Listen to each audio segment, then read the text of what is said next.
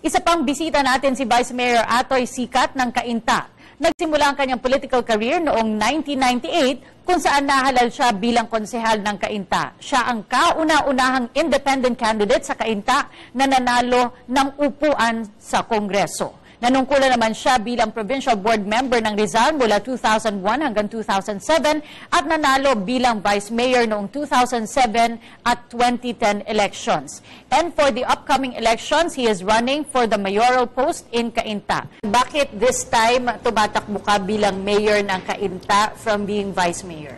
Naniniwala po ako na ang aking karanasan bilang isang termo ng konsehal, dalawang terminong provincial board member at dalawang terminong vice mayor ay sapat na upang pamahalaan ko ang isang bayang umuunlad.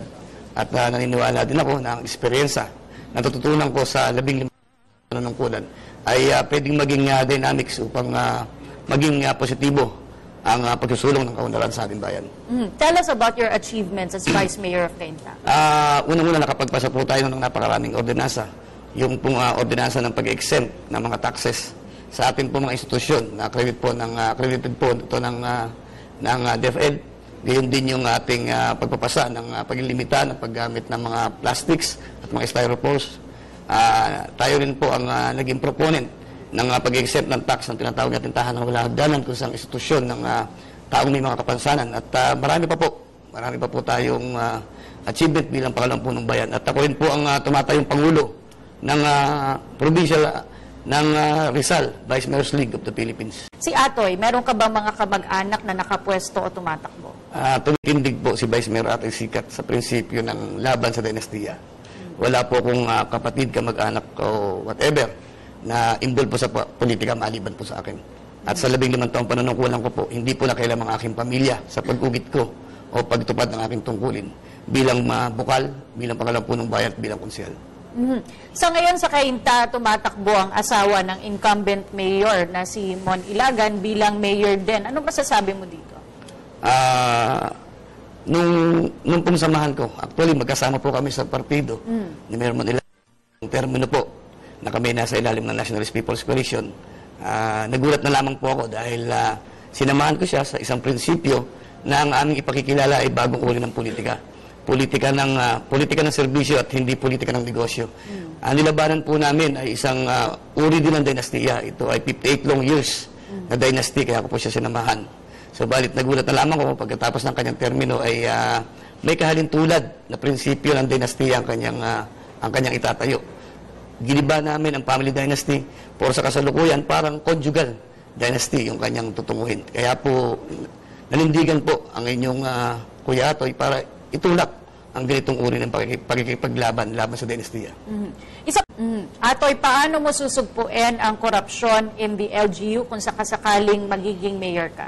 Alam mo, Kati, ang Cainta ay pangalawa sa pinakamayamang bayan o munisipalidad sa buong Pilipinas.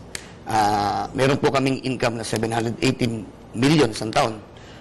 Naniniwala po ako na sa pamamagitan lang ng people involvement o yung pag-mobilize ng mga tao upang tutukan ang lahat ng transaksyon ng gobyerno ay magiging paraan upang masagkaan yung korupsyon.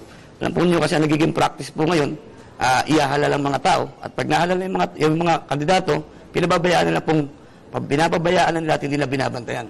So kung mapapagbigyan po ang governance, si Atoy po kung magiging alkalde, bubuhayin po natin yung mga people's organization, NGOs, upang maging bahagi sa pag-ugit ng ating pamahalaan. Sa pamamagitan nito, magiging bukas at magiging karapat-dapat yung mga transaksyones ng ating bayan. So, doon po yung aking nakikitang pangunahing resolusyon kaugnay dito. Alam po ninyo, hindi naman masamang mangarap. Walang bayad mangarap. Siguro sa kasalukuyang administrasyon, ako po ay nasa ilalim ng Liberal Party sa Administration Party. Ito po ay pinamumunuan ng ating mahal na Pangulong Pinoy. So, siguro kung titignan po natin at susuriin yung katangian ng Pangulong Pinoy, siguro wala pong doubts na yung kanyang programa para sa tuwidadaan ay nandun yung kaseryosohan at yung kanyang aksyon at pangangailangan upang itulak ito. Subalit, ang paglilinis ng isang bakuran at isang pamahalaan ay hindi naman nakukuha ng isa, dalawang tulog o tatlong tulog. Siguro, napakagandang panimula. Pero hindi po naman siya pwede, ulitin ko, hindi naman siya pwedeng matapos sa isang tulog o sa isang termino lamang. Ang importante, nagsisimula po tayo sa tama. Sa ilalim po ng liderato ng ating mahal na Pangulo, nagsisimula sa tama. Mayroong mga taong nagtutulak at nangyayari yung panahon, dadami yung mga taong magtutulak para sa prinsipyo ng tuwid na daan.